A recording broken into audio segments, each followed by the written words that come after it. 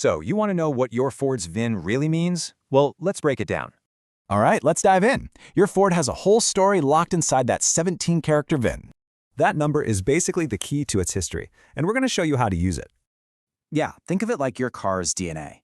Every single part of that code means something specific.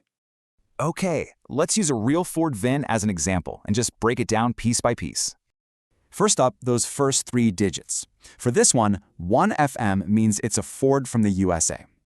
Next, digits 4 through 8 get specific. They tell you about the engine, safety, and body. The 10th digit? That's the model year. And S, like this one, means it's a 2025. And digit 11 tells you exactly where it was built.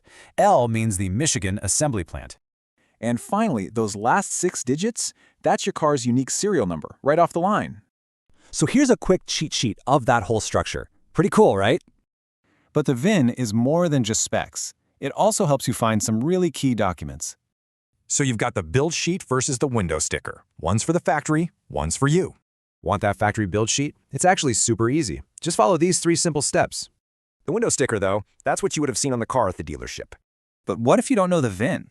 No problem. You can actually look it up by license plate.